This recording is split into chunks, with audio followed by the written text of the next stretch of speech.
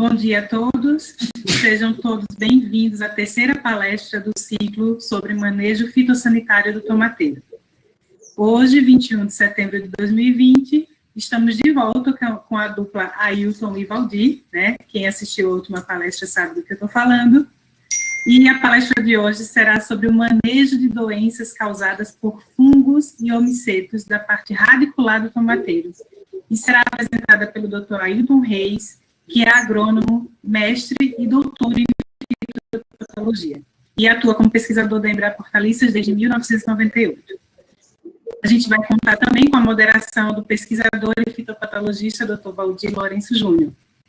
Para aqueles que chegaram aqui agora e não estão entendendo muito bem do que se trata esse ciclo, sugerimos visitar a página do eCampo em www.embrapa.br/e-campo, que está descrito no link aqui abaixo, pois lá vocês terão acesso a mais informações sobre o ciclo, materiais recomendados e certificados, né? Fiquem atentos a essas questões de certificados, pois tem um prazo de inscrição. Na palestra de hoje, vocês têm até o dia 6 para se inscrever, fazer todos os requisitos e ter acesso a esse certificado.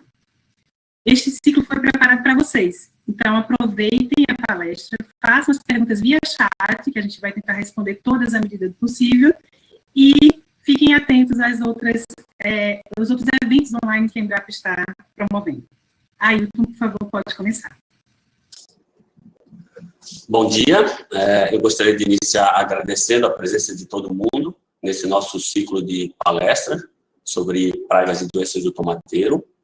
E hoje eu vou falar para vocês um pouco sobre a identificação e manejo daquelas doenças do tomateiro que são causadas por fungos e homicetos de solo. Ou seja, são aqueles fungos e aqueles homicetos que atacam a planta a partir do solo, né? E geralmente, inicialmente, eles atacam o sistema radicular da planta e vão causar diversos problemas com a planta, como a gente vai ver em seguida. Então, eu vou falar basicamente sobre 4 problemas principais causados por fungos e homicetos do tomateiro, que são o tombamento em mudas e podridão de frutos, o mofo branco, a murcha difusária e a murcha verticílio. Depois eu vou falar sobre o manejo dessas doenças, porque como são patógenos de solo, o manejo dessas doenças é muito semelhante. E durante toda a minha apresentação, em alguns momentos, eu vou falar um pouco também sobre a contribuição da Embrapa Hortaliças no estudo de alguns desses problemas.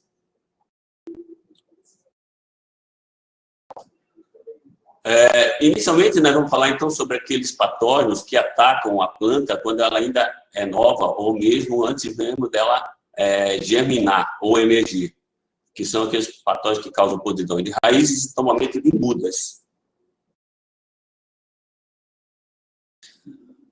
Então, sintoma de tombamento de muda, então, é uma podridão na base da planta, e que com isso, né, torna a planta mais fraca e ela, com o próprio peso ou com o efeito do vento, ela pode tombar. Por isso que o nome da doença é tombamento de mudas. Esse tombamento de mudas, ele pode ocorrer de 2 maneiras. Ele pode ser a gente fala que ele pode ser de pré-emergência ou de pós-emergência.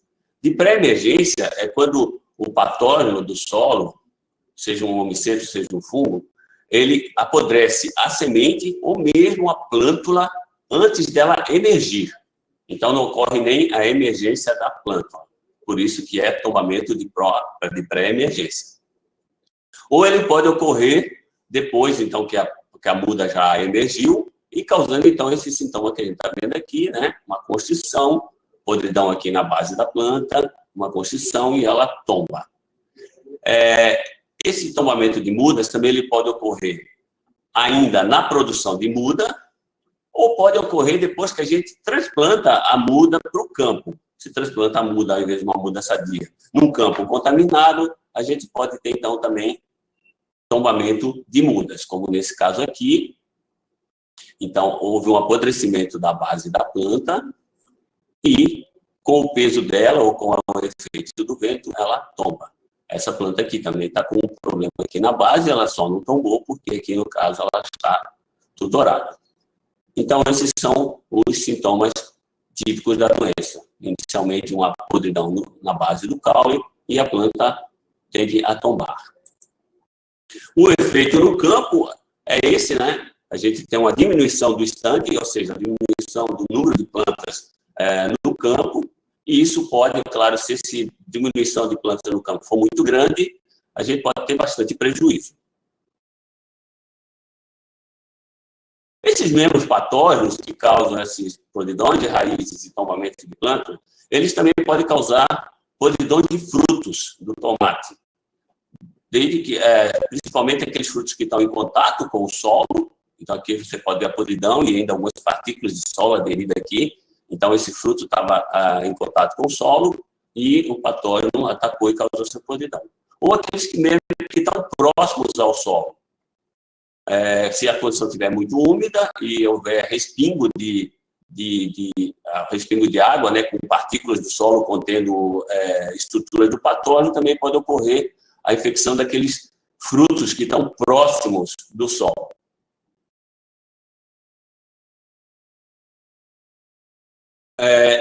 Essas podridões de raízes, frutos, tombamento de mudas, é causado por um complexo de patógenos. Alguns omicetos, como algumas espécies de Pythium, e algumas espécies de Phytophthora também, e alguns fungos, como Rhizoptoria solani, Sclerócio rolfsi e Fusarium, espécies de Fusarium.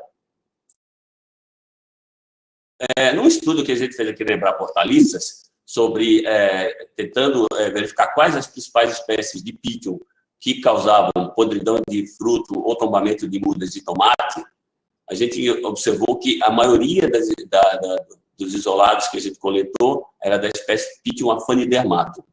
E alguns isolados também eram da espécie Pythium ultimum e alguns de outras espécies, várias espécies. Isso mostra a importância dessa espécie Pythium afanidermatum. Ele realmente é uma espécie muito comum nos solos tropicais, é uma espécie muito adaptada às condições de solos tropicais, temperaturas mais altas, e por isso ele predomina, então, causando podridões, tombamentos e podridões em tomateiro no Brasil, assim como em outras culturas também. E no caso das Phytophthora, nós fizemos um levantamento, em tomate indústria principalmente, de quais espécies de Phytophthora estavam causando podridões de frutos. E a gente observou que predominava a espécie Phytophthora nicotiana, com 78% dos isolados que a gente coletou.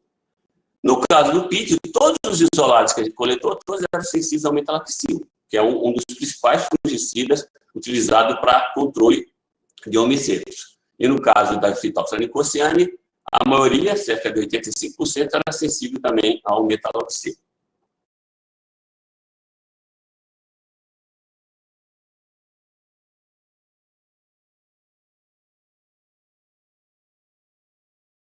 Esses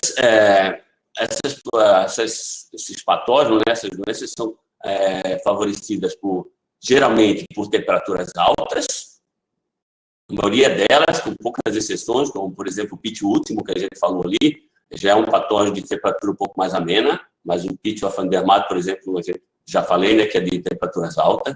Todos eles são muito, muito favorecidos por alta umidade do solo e principalmente solos encharcados e mal drenados.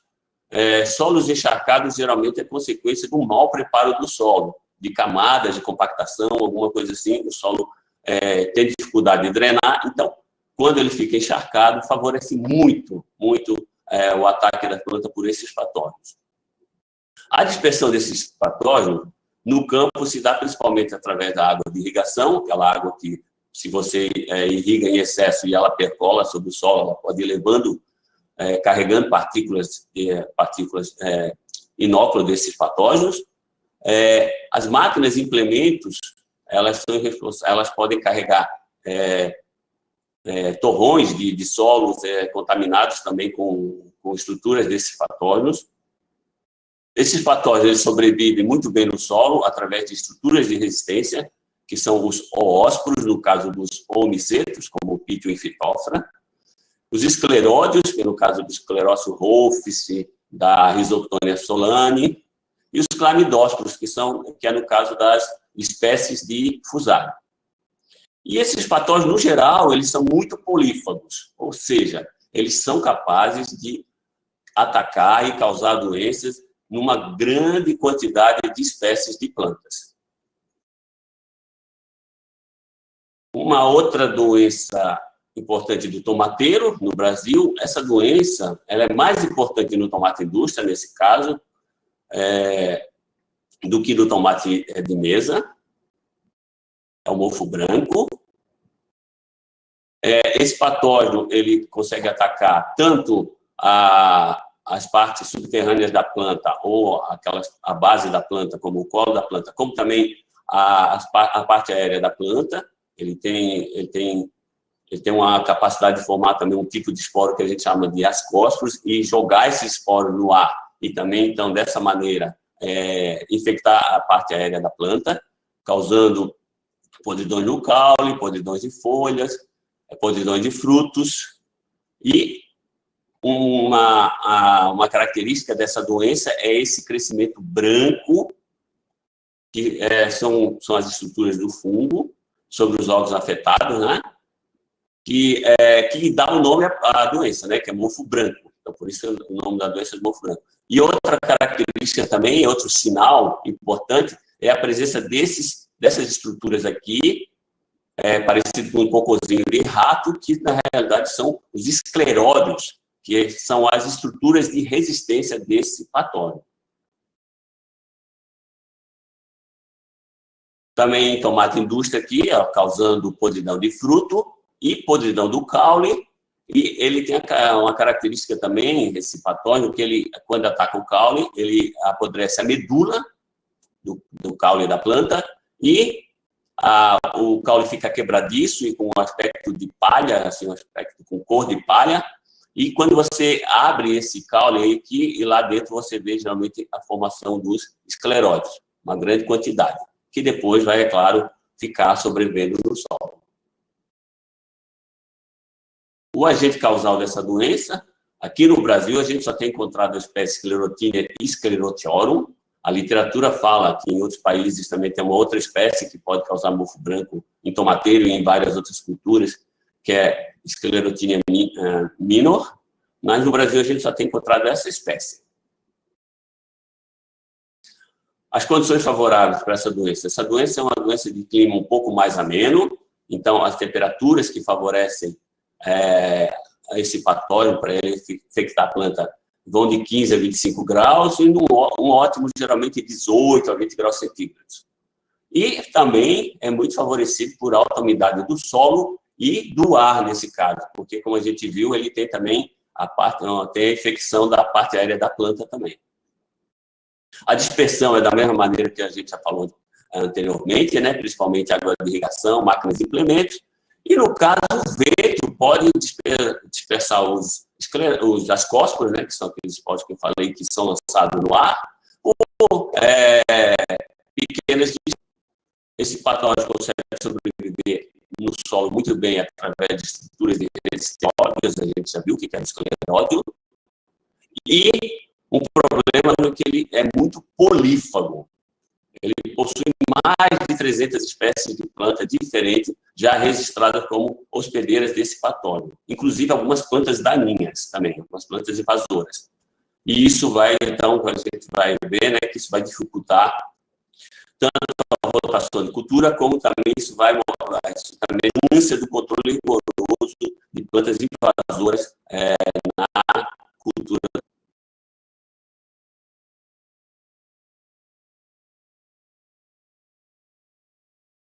Uma próxima doença também que é muito importante, importante, né, do tomateiro, é uma doença que se tornou muito importante nos últimos anos. Era uma doença que tinha deixado de ser importante nos anos 80, anos 90, devido ao uso de cultivares resistentes. Porque naquela época existiam 2 raças do patógeno no Brasil e todos os híbridos que se plantavam no país, ou praticamente todos, eram resistentes à doença. Então a doença deixou de ser importante por um tempo. Entretanto, no início dos anos 2000, entrou uma nova raça no Brasil, que seria a raça 3 do patógeno, e a doença passou de novo a ser importante no país. A gente vai ver que ela esse patógeno, então, passou a ser importante, como, por exemplo, aqui para demonstrar a importância dessa doença. Isso aqui é uma foto tirada lá na região serrana do Espírito Santo, onde esse patógeno está disseminado em todos os solos da região. Aqui você vê, então, a lavoura de tomate, onde muitas plantas já morreram, e você pode ver que todas as plantas estão infectadas, todas as plantas têm sintomas da doença. Então, essa lavoura aqui, houve perda total. Então, o produtor passou o trator e não produziu nada. Os sintomas, então, dessa doença.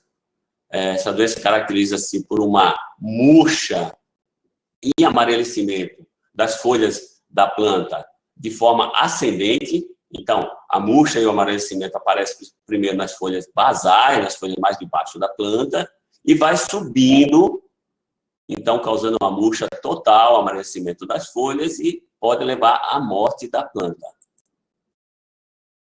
Um outro sintoma característico dessa doença é esse escurecimento aqui, que nada mais é o escurecimento do sistema vascular da planta. Aqui a gente pode ver uma planta sadia e uma planta atacada pelo fusário. Então, ele invade, é um patógeno que primeiro ele infecta o sistema radicular da planta, ele invade os vasos de xilema da planta e impede que a planta consiga absorver água e nutrientes do solo, e por isso causa aquele sintoma de murcha. Esse patógeno, como eu já tinha falado anteriormente, ele possui 3 raças. Até um certo tempo, a raça 1 e 2 eram presentes no Brasil e estavam sendo muito bem controladas pelo uso de híbridos resistentes a essas 2 raças. No início dos anos 2000, em 2003, nós aqui da Embrapa Hortaliça, juntamente com uma parceria com o Dr. Elcio Costa, da Incapé, do Espírito Santo, nós detectamos pela primeira vez a raça 3 no Brasil, do Fusarium cistiforme especial de Copés, no estado do Espírito Santo. Então, para determinar uma raça desse patógeno, a gente tem que usar uma série de plantas, né, série de cultivares de tomateiro, que a gente chama que é uma série diferenciadora de raças. A gente usa, então, um material que seja suscetível a todas as raças, algum que seja suscetível à raça 1, outro que seja suscetível à raça 1, raça 2, e assim por diante. E assim a gente determina a raça do patógeno. Nós fizemos um levantamento no Brasil, então a gente está fazendo direto, né, desde que ocorreu a primeira vez esse patógeno aqui no Espírito Santo, nós estamos fazendo monitoramento da ocorrência de raça do patógeno no Brasil, e a gente observou que de lá para cá, esse patógeno, essa doença já disseminou para várias regiões produtoras de tomate do Brasil. Atualmente, a raça 3 do patógeno está presente em todos os estados da região sudeste do Brasil, ou seja, Espírito Santo, Rio de Janeiro, Minas Gerais e São Paulo. Já está presente aqui no estado de Goiás, inclusive aqui no DF, e em 2 estados da região nordeste, na Bahia e no Ceará. Interessante, de maneira interessante, que a gente até agora não detectou esse patógeno na região sul do Brasil. A raça 3 do fusário, até agora, a gente não detectou na região sul do Brasil. Esse patógeno, então, é favorecido por temperaturas de 23 a 30, geralmente um ótimo em torno de 25 graus centígrados, alta umidade de solos e presença de nematóide no solo, é claro, favorece a infecção do patógeno, infecção da planta pelo patógeno. Esse patógeno ele é disperso a longa distância, principalmente por sementes e mudas contaminadas. Então, a gente acredita que, provavelmente, esse patógeno foi introduzido no Brasil através de semente contaminada e essa rápida disseminação da doença, essa rápida dispersão do patógeno pelo país, provavelmente está se dando através de sementes ou mudas contaminadas. Esse patógeno também, dentro da lavoura, ele é disperso por água de irrigação e por máquinas e implementos, como a gente já viu anteriormente para os outros patógenos. E a sobrevivência desse patógeno se dá através de uma estrutura de resistência chamada de clamidósporo. Esses clamidósporos, eles consegue sobreviver no solo por 5 a 8 anos. Então, ele consegue sobreviver por muito tempo no solo, uma vez que o patógeno seja introduzido numa área nova. E no caso desse patógeno, pelo menos, ele é um patógeno específico. Ele só é capaz de atacar o tomateiro e algumas espécies de Solanum da subseção da seção Lycopesca, que são os parentes mais próximos do tomateiro. Uma outra doença também que voltou a ser muito importante no Brasil, ela tinha deixado de ser importância nos anos também 90, no início dos anos 2000, é a murcha de verticílio, porque naquela época existia só uma raça no Brasil e os híbridos cultivares que eram vendidos no Brasil, eram comercializados no Brasil, eram resistentes a essa raça 1. Mas depois também houve a introdução de uma nova raça, a raça 2 no Brasil, e esse patógeno voltou a ser muito importante. Nesse caso também, o sintoma característico dessa doença é uma murcha ascendente das folhas da planta e também acompanhado de um amarelecimento, só que é um amarelecimento mais brando, não é um amarelecimento tão intenso como no caso da murcha de fusário. E uma característica também que ajuda a diferenciar a murcha de verticílio da murcha de fusário é esse sintoma na folha. Geralmente você vê isso nas folhas baixeiras, que é esse necrose em V nas folhas. E também, no caso da murcha de verticílio, também há um escurecimento do sistema vascular, mas ele é um escurecimento mais brando também, não é tão intenso como na murcha de fusário. Esse patógeno é um patógeno polífago também, que além do tomateiro, ele ataca outras plantas da família Solanaceae, como a berinjela, o jiló, e ataca também outras culturas como o algodão, o morango, o girassol, a mamona, e inclusive algumas plantas invasoras, como botão de ouro, mentrástico, apoxuma, entre outros. Então, aqui também, isso reforça também a importância do controle também das plantas invasoras. Então, como eu falei, esse patógeno tem 2 raças já conhecidas, raça 1 e 2, e também para determinar a raça, você tem que utilizar, nesse caso, pelo menos duas cultivares diferenciadoras. Nós usamos a ponderosa e floradeide. Ponderosa é suscetível às 2 raças e floradeide é resistente à raça 1. E num levantamento também recente que a gente fez de raças aqui no Brasil, desse patógeno, a gente fez esse levantamento através de marcadores molecular e também através de virulência, ou seja, inoculando os isolados naquelas plantas diferenciadoras, e a gente observou que hoje predomina em muito a raça 2 no Brasil. Cerca de 77% dos isolados eram da raça 2. As condições favoráveis para a ocorrência dessa doença, esse é um patógeno de temperatura um pouco mais amena também, por isso ocorre mais na região sul, sudeste do Brasil, ou nas regiões de altitude, onde se planta tomateiro, e favorecido também por alta umidade do solo.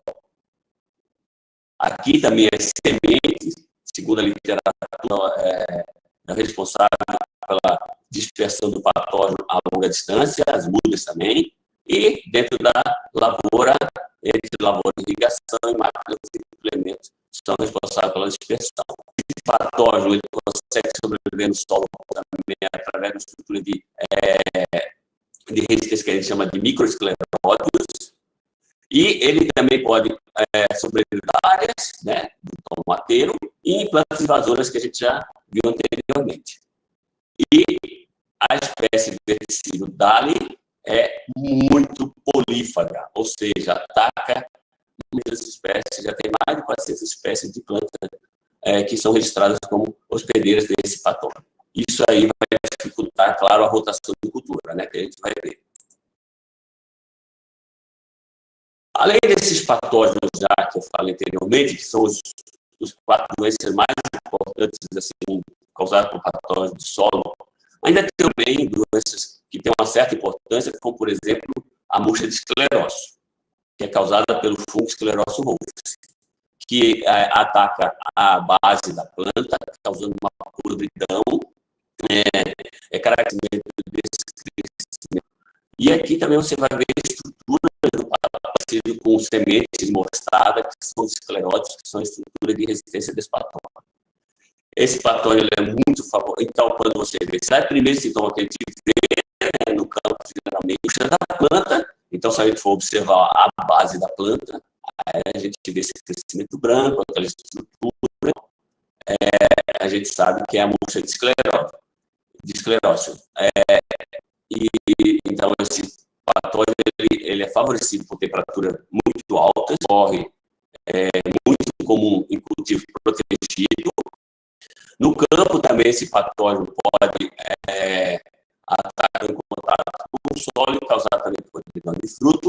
Se ataca a planta no início do desenvolvimento dela, muda totalmente de planta. Uma outra doença importante também do tomate, uma doença nova, um patógeno que foi detectado recentemente no Brasil, que causa risicolo do tomateiro, que é uma espécie de fusário também, fusário oxíspero especiário, Radices lycopesae.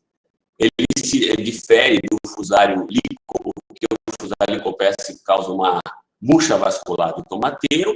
No caso, esse patógeno ele causa podridão de colo, uma podridão de caule da planta e causar, então, a morte da planta. Outra diferença também é que esse patógeno ocorre mais em temperaturas um pouco mais amenas do fusário lycopesae. Então, um patógeno que a gente detectou recentemente.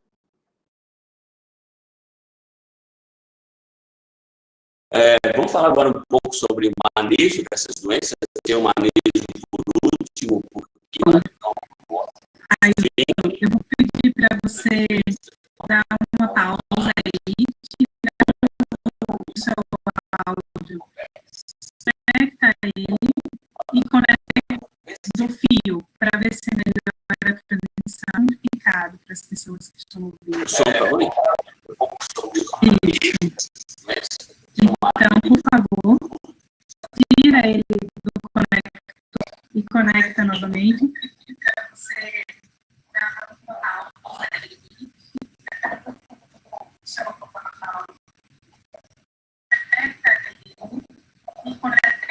E agora?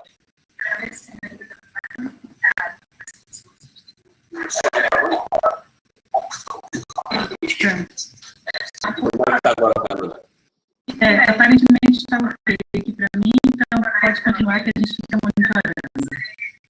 Tá bom. Então eu preciso repetir muito. Não, você pode continuar de onde você parou. Okay. Talvez se você voltar alguns slides, talvez ajude também as pessoas que perderam. Não sei como que eu posso voltar, né? Do mesmo jeito que você ia para frente, agora você volta. Então, só recapitulando, eu falei aqui da tombamento de mudas do tomateiro, causado por uma série de patógenos de solo, uma série de homicetos de fungos de solo, então que atacam a base da planta e causam aquele sintoma de tombamento. Depois, em seguida, eu falei sobre o mofo branco do tomateiro, que é um patógeno que é causado por Sclerotinia sclerotiiorum, que é um patógeno que pode infectar a planta, o colo da planta, ou infectar até mesmo a parte aérea da planta, porque ele tem a capacidade de produzir um tipo de esporo que tem uma dispersão aérea também, que ele joga no ar e ataca a parte aérea da planta. Em seguida, eu falei sobre a murcha de fusário, eu falei que é uma doença que voltou a ser importante no Brasil devido à ocorrência de uma nossa 3 do patógeno no país, e até então eram plantados híbridos cultivares que eram resistentes à raça 1 e 2, então, com a entrada de uma nova raça, então, passou a causar problema, os híbridos não eram resistentes. Eu falei que esse patógeno foi sendo disperso, né, pelo país, e hoje ocorre em várias regiões do país, nas principais regiões produtoras da região do Sudeste, do Centro-Oeste e do Nordeste do Brasil, só não ocorre. Em seguida, eu falei de murcha de verticílio, é outra doença também que voltou a ser importante no Brasil, doença de uma nova raça 2 do patógeno. Diferentemente da murcha de fusário, é uma doença que ocorre em temperaturas um pouco mais amenas, então ocorre naquelas regiões, principalmente na região sul, sudeste, regiões de altitude, onde se planta tomate. E agora eu ia começar, então, falar sobre falei também de duas doenças também, não tão importantes como as 4 anteriores, mas são importantes em algumas situações, como, por exemplo, a murcha de esclerose, que é importante em cultivo protegido, e a murcha e a podridão por fusário, raízes de doença emergente no Brasil, que a gente tem que tomar cuidado, né? Começar agora na região do Brasil, tem que começar a tentar para a ocorrência dessa nova doença. E agora vamos falar sobre, então, o manejo dessas doenças resistentes de solo. Como se trata de patógenos do solo, geralmente o controle químico para essas doenças não é eficiente, as medidas de manejo dessas doenças têm que ser principalmente preventivas. A gente tem que primeiro tentar a entrada desses patógenos em áreas novas. Depois que entrou, ok, não tem mais jeito. Então agora a gente vai ter que conviver com esses patógenos. Então a gente tem que lançar mão de medidas de manejo cultural. E alguns casos, num caso dessa, né, numa dessas doenças, o controle químico é eficiente, pode ser utilizado. Em alguns casos, o controle biológico ele pode entrar no programa de manejo dessas doenças. E tem alguns casos também que a gente pode utilizar cultivares resistentes. Então, as principais medidas seriam principalmente o uso de sementes e mudas sadias. A gente viu que algumas dessas doenças ali, como por exemplo a murcha de fusário e a murcha de verticílio, o patógeno ele é disperso a longa distância por sementes e também por mudas infectadas. Então, é muito importante o uso de sementes e mudas sadias nesse caso. É muito importante também, quando a gente pensa em cultivar, não é só tomateira, muito antes de a gente estabelecer a cultura, a gente já tem que pensar em manejo geral de doença, e principalmente de doença causada por patógeno do solo. A gente saber escolher se possível, escolher uma área nova, que nunca foi plantada. Quando não possível, saber o histórico dessa área. Já foi plantado uma solanácea, já teve evitar aquelas áreas que já teve esses patógenos. Desculpa, de novo, que a gente está com muita dificuldade no áudio. Vamos fazer um teste, se desligando você consegue melhorar a qualidade do áudio. Por favor, a sua câmera. Câmera, tá. É só tirar ela, desconectar. A câmera. Tá.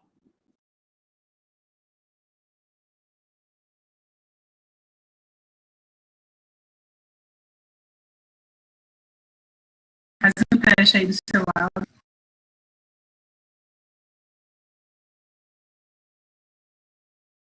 Faz um teste do seu áudio para ver se a gente te ouve.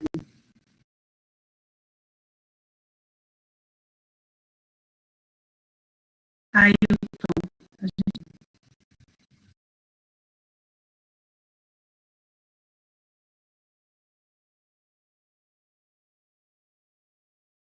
gente não está te ouvindo, liga seu microfone.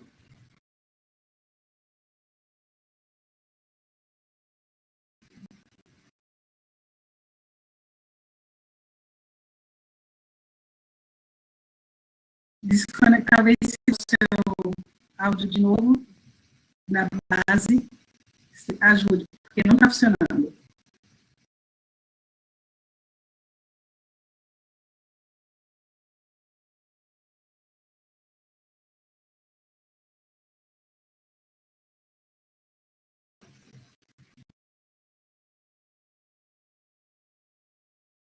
desculpem, infelizmente a gente não sabe o que está acontecendo, provavelmente é uma transmissão do YouTube mesmo, né, que está usando estamos em lugares distintos e ainda está muito ruim para vocês.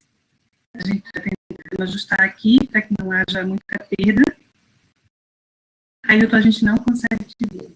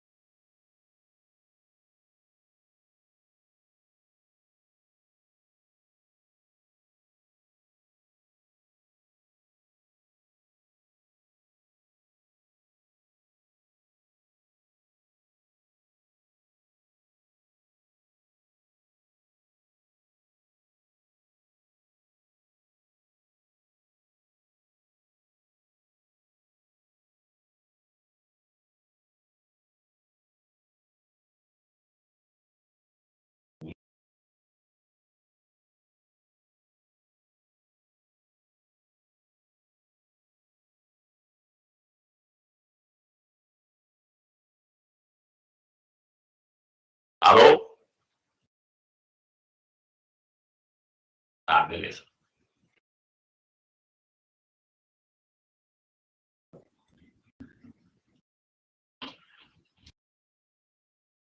Pessoal, desculpa aí, peço desculpas, infelizmente, problemas de conexão, não sei o que é que houve. Não sei se estão me ouvindo agora. Fernanda, posso... Sim, a gente está te ouvindo. O Henrique vai colocar você como apresentador novamente, porque caiu a conexão. E a gente vai ficar monitorando pelo YouTube para ver se a transmissão está ok. Caso a gente tenha alguma dificuldade maior, a gente vai remarcar essa palestra, tá bom? Gente. O Ailton, até estão pedindo para você voltar ao início da segunda parte, se for possível. Qual a segunda parte? Manejo? Segunda. Eu não sei, ela não especificou não, talvez seja manejo. Manejo é o que eu ia começar, vou recomeçar manejo, mas pergunta aí se tem que voltar alguma doença, fazer o quê, né, se for necessário. Tem que verificar, porque para mim aqui eu estou ouvindo muito bem, né, a palestra está mais... Acho que o problema era no YouTube, né? O problema está no YouTube, Valdir. Deixa a gente verificar aqui. Talvez você capturar. Valdir, por favor, desliga seu microfone, que a gente vai ver aqui de onde ele precisa recomeçar, tá bom? Obrigada. A partir de manejo, fica bom, Ailton, se você começar. Sim, então tá. Então vou... Não, precisa carregar de novo a coisa? Precisa, porque aparentemente você não está com controle, né? Então tá. Vamos lá. Ela está aparecendo para nós, então veja se você consegue só passá-la. Deixa eu ver. Passa. Pronto, então não precisa carregar. Quando puder reiniciar, você fala. Pode começar. Então tá. Pessoal, desculpa aí, não sei, algum problema de áudio, não sei o que está ocorrendo, a gente tentou resolver. Então, vamos falar sobre o manejo dessas doenças, né? Doenças causadas por fungos omníferos do solo. No caso dessas doenças, então, como geralmente o controle químico não é eficiente para a maioria desses patógenos, o manejo dessas doenças tem que ser feito principalmente de maneira preventiva. Inicialmente, a gente tem que tentar evitar a entrada desses patógenos em áreas novas, em novos cultivos. Depois que esse patógeno entra, então, ok, entrou na nossa lavoura, entrou na nossa propriedade, a gente vai tentar conviver com eles, através de medidas de manejo cultural. Para pelo menos uma doença dessa daqui, o controle químico ele é eficiente, a gente vai ver. O controle biológico ele pode fazer parte de um programa de manejo de todas essas doenças causadas por patógenos de solo. E também, em alguns casos, a resistência genética, a gente vai ver que, pelo menos para 2 casos, ela é efetiva. Então, como eu falei, o controle dessas doenças então, tem que ser feito primeiro tentando evitar que esse patógeno chegue na nossa propriedade, na nossa área de cultivo, e nesse caso é muito importante o uso de sementes e mudas sadias. As sementes e as mudas são os principais veículos de dispersão desses patógenos para áreas novas, para regiões distantes. Então, muito importante o uso de semente certificada, semente produzida por empresas idôneas. Importante também, quando a gente vai estar planejando um plantio de tomate, já muito antes de fazer o plantio, planejar onde que eu vou fazer esse plantio. Então, escolher uma área, se possível, uma área nova. Se não é possível, então eu tenho que saber o histórico da área.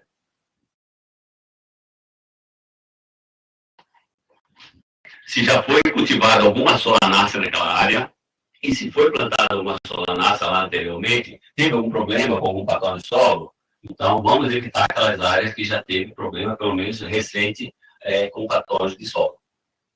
E muito importante, né, como a gente já viu, as máquinas e os implementos, eles podem dispersar torrões de solo, contendo estruturas de resistência, estruturas inóculas desses patógenos. É muito importante a limpeza de máquinas e implementos. Então, como eu havia falado, é muito importante adquirir uma semente produzida, hoje em dia, a maioria dos produtores de tomate, eles adquirem a muda, né, de viveristas que produzem essas mudas em condições ideais, né, para evitar a infecção delas por diversos patógenos, né, não só patógenos de solo.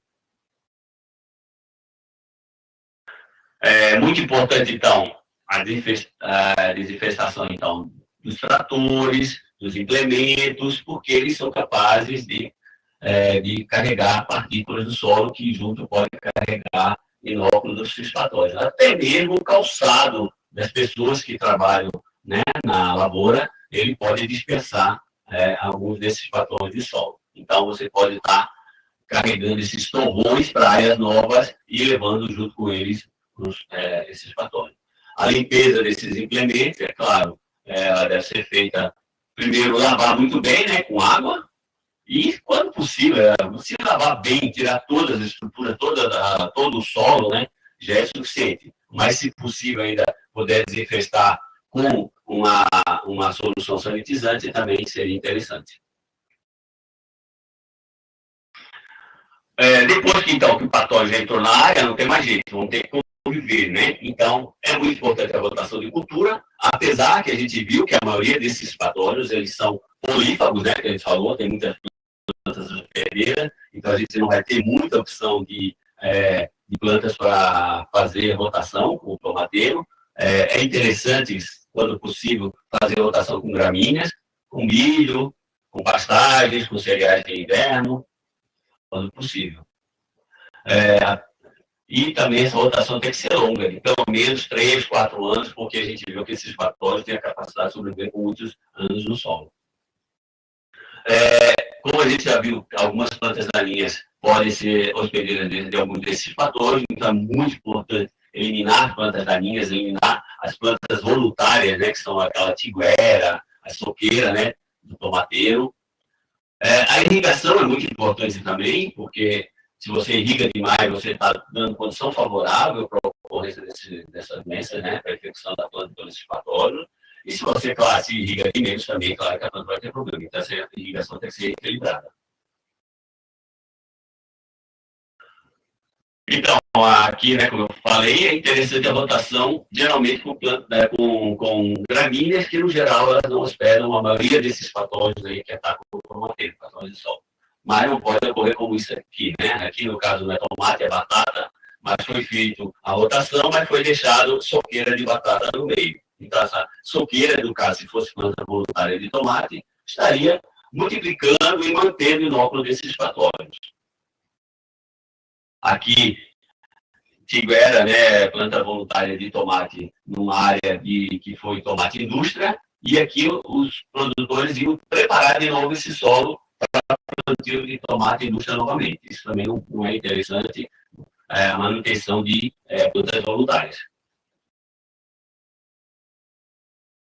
E como eu falei, então, a irrigação ela tem que ser feita de maneira equilibrada, não pode ser de mais nem de menos, né? E tem que ser feita também nas horas certas, né? De preferência no final do dia ou no início do dia. No caso do mofo branco, existem algumas opções de fungicida.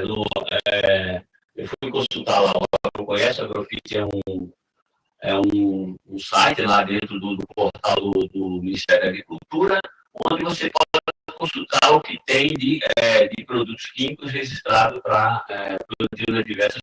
No caso, eu fui consultar o tomate, e para o mofo branco existem 22 produtos comerciais, só que eles são baseados apenas em 5 moléculas, que são essas moléculas aqui. Então, é importante tentar, para não ficar usando muitas vezes, mais do que 3 a 4 vezes, alguma dessas moléculas, para não selecionar do patógeno mofo branco, né, da esclerotiana, resistente a esses fungicidas. Mas, nesse caso, então, existe uma opção para fazer controle químico. O controle biológico, como eu falei, né, ele pode entrar aí no programa de manejo de todas essas doenças. Existe aí, para o mofo branco já existe alguma coisa no comércio, por exemplo, produtos à base de tricoderma, produtos à base de outros fungos, à base de bactérias, como bacilos.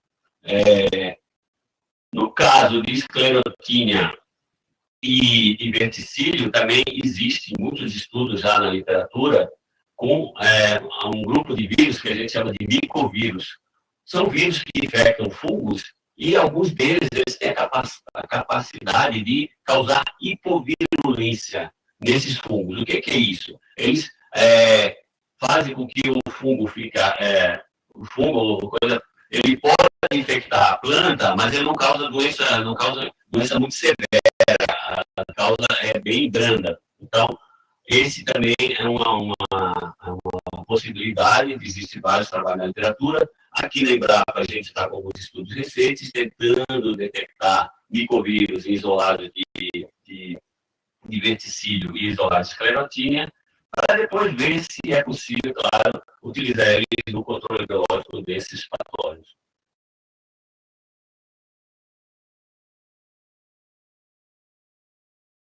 E no caso da resistência, né, nós temos dois casos que a gente pode utilizar a resistência, que seria o caso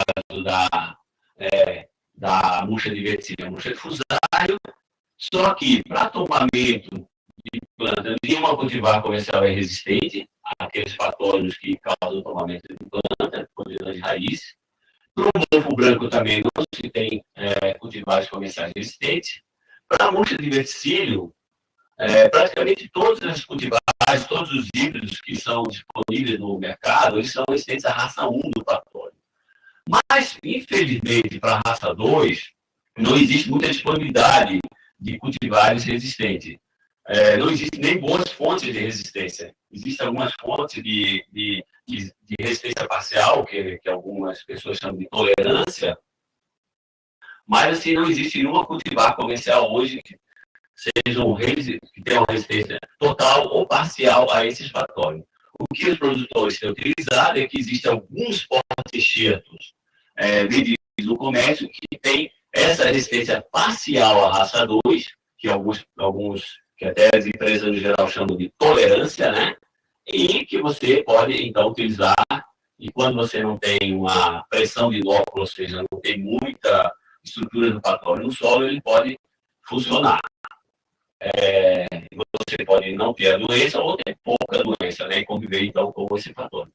Esses porta-enxerto, eles têm que ser também, claro, resistentes para ser utilizado no comércio, né, para o produtor usar, geralmente ele tem que ter outras resistências, como resistência à murcha bacteriana, se possível, resistência às 3 raças de fusário e resistência a nematóide de galhas.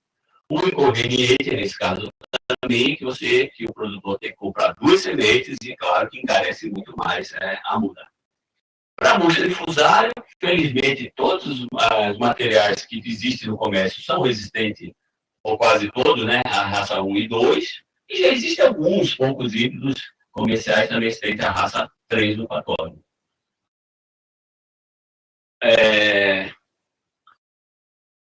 Na Embrapa Hortaliças, quantas cultivares desenvolvidas na Embrapa Hortaliças, a gente vai ter uma palestra também só sobre essa parte de resistência genética, né? Mas só adiantando um pouco, a maioria das cultivares que foram desenvolvidas na Embrapa Hortaliças tem resistência à raça 1 de verticílio d'Ali, como, por exemplo, essas aqui, né? Essas cultivares.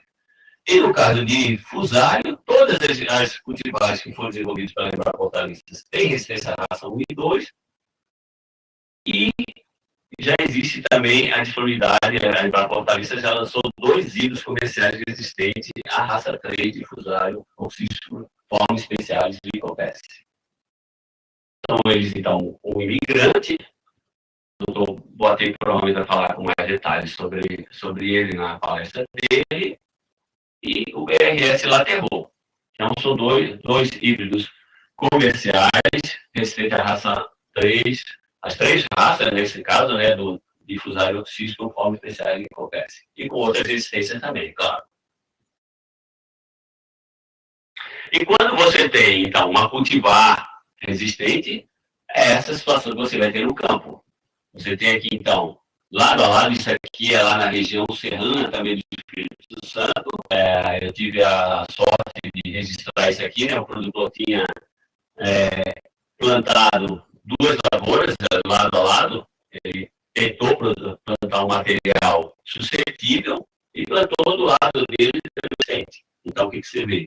Material resistente totalmente saudável e provavelmente vai produzir muito bem. Enquanto que o material suscetível é que ele teve uma perda total. Ele não conseguiu produzir nada. E era isso que eu tinha para apresentar para vocês. Eu peço novamente desculpa por esse problema de áudio. está aquém da nossa capacidade, né, de controle, e fico disponível, então, para as perguntas. E não se esqueçam, a próxima palestra, quarta-feira agora, teremos a palestra do Dr. Jadir Borges Pinheiro, que vai falar sobre nematóides do tomateiro.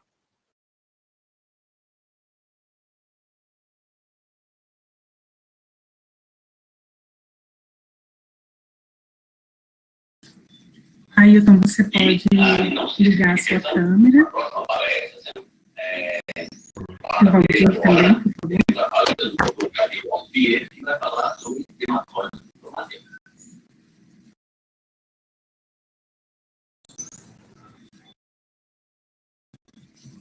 A gente vai começar, então, agora com a sessão de perguntas e respostas, moderada pelo Valdir. Ailton, por favor, liga a sua câmera. Estou ligando. Ok. Obrigada.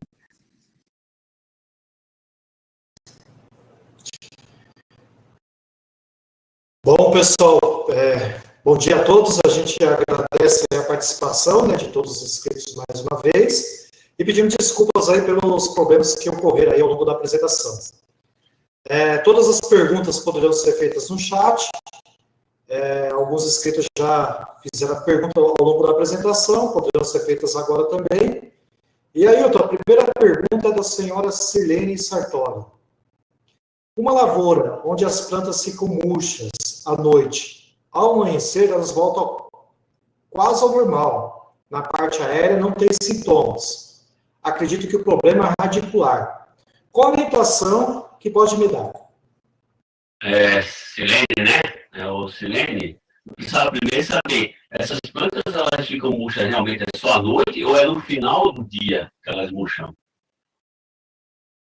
Porque característico, né, de murchas, principalmente as murchas vasculares, que pode ser causada por verticílio, fusário ou até mesmo por uma bactéria manancial, geralmente as plantas, no começo da doença, né, as plantas murcham nas horas mais quentes, mais no final do dia, e quando anoitece, no outro dia de manhã, às vezes, no começo, assim, quando a doença está no início, né, elas voltam ao estado normal, e quando esquenta de novo, elas tendem a murchar.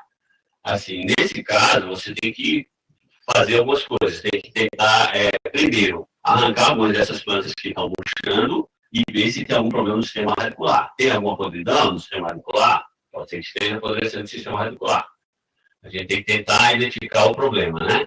Se não está tendo podridão no sistema radicular, então vamos pegar essa planta que a gente arrancou e vamos cortar o caule, tirando assim inicialmente a casca, né, aquela primeira camada, e ver se tem um escurecimento ali no caule. O escurecimento pode tirar um pouco mais também, se não conseguir ver, vai aprofundando esse corte e ver se existe algum tipo de escurecimento, se está tendo uma invasão dos vasos, ou se está tendo uma podridão de medula, alguma coisa.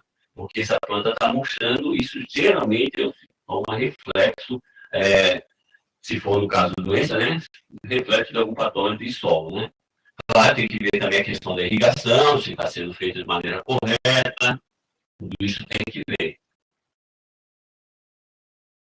Bom, aí a próxima pergunta é do Benjamin. Na verdade, ele tem 4 perguntas, né? A primeira, que bom que faz essa participação, né? Cobertura do solo, minimiza o mofo branco? Cobertura do solo. Como eu falei, no caso do mofo branco, né, ele pode atacar a planta, né, na base da planta, causando a podridão ali na raiz do colo. Isso ocorre principalmente quando é o escleróide, né, que é aquela estrutura de resistência, ele germina, forma um micélio e já logo infecta a planta, tá? Então ele causa uma podridão ali. Ou ele também tem outra maneira de o escleróide germinar, que ele germina e forma uma estrutura que a gente chama de apotécio, que ele lança esse apotécio, ele consegue sair para fora do solo, e ele, então, depois ele tem uma capacidade de ejetar os esporos, que a gente chama de ascósporo, para a parte aérea, que vão atingir, geralmente principalmente as flores, né, que é onde ele consegue, que depois as flores apodrecem e essas flores caem e infectam e causam podridão nos outros órgãos da planta. Se você tiver uma cobertura morta, que impedir, não sei que tipo de cobertura morta você está falando, se é palha, se é plástico, o que é, que impedir desse apotécio, de formar esse apotécio, é claro que você vai ter menor problema. A gente vê, o doutor Valdir é mais especialista nessa doença, né? Depois ele até pode complementar, a gente vê que quando a gente tem plantio direto, na palhada, ou tem alguma cobertura morta, realmente diminui o problema com essa doença. Se quiser complementar, Valdir, você conhece? Não, realmente, Ailton, a cobertura, né, ela serve como uma barreira física, né, para a germinação do escleródio. E, além disso, né, a adição de matéria orgânica ela aumenta também, né, até o Ailton mencionou na apresentação, a população de micro-organismos antagonistas no solo. Também favorece o estabelecimento de agente de biocontrole, que pode aí reduzir o inóculo, né, do fungo no solo. Bom, a próxima pergunta dele, né, é lavoura infectada. Como recuperar o solo pela murcha, né? Eu entendo que deva ser uma murcha em geral aí causada por fungos citopatogênicos. No caso, também o Benjamin, né? Obrigado aí pela participação, você tem participado ativamente aí do nosso curso, né? Teve bastante perguntas. São várias murchas, né? Tem as murchas vasculares, que a gente já falou, né? Que além da murcha difusária e a murcha de vestígio, tem a murcha por vai ser também vai ser discutido em uma outra palestra, né? E tem também, claro, aqueles fatores que atacam a raiz e causam murcha, como escleródio, né? Como citófilos, assim. Depois que esses fatores estão presentes no solo, você tem que jeito. Ou você convive, se você tiver, no caso de murchas bacterianas, murchas vasculares, para a murcha bacteriana você não tem muita opção de cultivar resistente, mas você pode usar um porta-enxerto, né? Então, é uma opção. Você tem que fazer rotação de cultura por longo tempo, evitando, principalmente solanáceas, mas, se possível, utilizando gramíneas, né? Que geralmente não são suscetíveis a esse patógeno. Então, você tem que conviver com rotação de cultura, eliminação de plantas voluntárias, eliminação de plantas daninhas também, e, quando possível, algumas usar material cultivar resistente ou porta-enxerto resistente.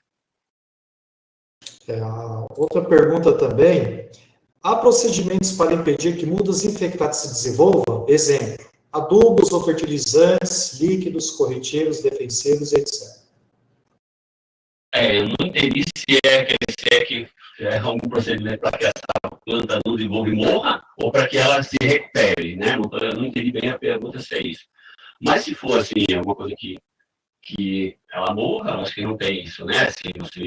Só se for uma cultura que estiver totalmente, você vê que está totalmente atacada, você passa logo o herbicida para não deixar nem desenvolver. Mas, depois que ela está infectada, é muito difícil de ela recuperar, por a maioria desses fatores de solo. Então, mesmo uma adubação equilibrada, não vai fazer com que a planta recupere. O que acontece é, se você fizer uma irrigação equilibrada, uma adubação equilibrada, aquelas plantas que vão para o solo estiver contaminado, ou mesmo que são vizinhas de uma planta contaminada, elas tendem a resistir melhor ao ataque desses patógenos, né? Se ela estiver adubada de maneira equilibrada, do que uma planta adubada com excesso ou que esteja com deficiência, né? E, por último, na pergunta do Benjamin, a murcha se espalha pela planta do solo via interior do caule para a planta toda? Deve estar falando também de murcha vascular, né? Esses patógenos vasculares, eles geralmente, claro, como eles estão no solo, eles vão atacar a planta através do sistema radicular, vão penetrar na raiz, invadir o sistema, os vasos de xilema, né? E ali eles vão subindo, com certeza. Vão subindo, no caso do verticílio e do fusário, além de ir subindo pelo próprio crescimento do micélio do fungo, eles também têm a capacidade de produzir uns esporos muito pequenos, como no caso do fusário é o microconídeo, no caso do verticílio, o próprio conídeo dele é muito pequeno, e ele também tem uma capacidade de de subir juntamente com a água, né, que é absorvida pela planta. Então, no início, ele também consegue subir e invadir o sistema vascular da planta. E, com o tempo, então, apodrece esse sistema, entope esse sistema e causa essas murchas. Agora a pergunta de Manuel Ribeiro, de Alagoinhas, Bahia. Quais os tratamentos biológicos eficazes para os patógenos citados, né? Olha, como eu falei, existem muitos estudos. Com certeza tem muito estudo aí na literatura, com vários fungos antagonistas, para todas essas doenças aí.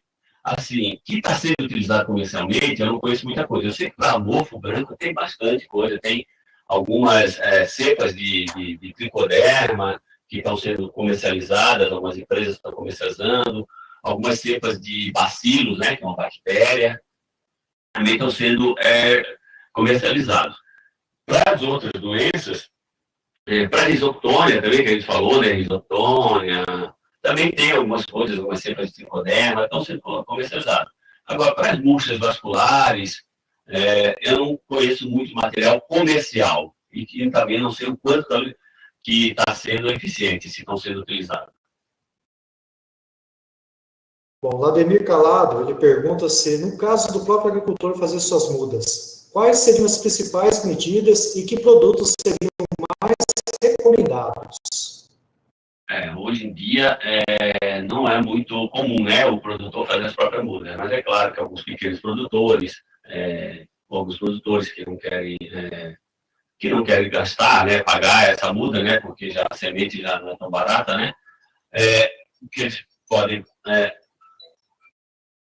a principal medida, então, é tentar, já que vai fazer a muda, então fazer sobre algum sistema protegido, né? Tentar ter um teladinho, longe das áreas de cultivo, de preferência também, o mais longe possível.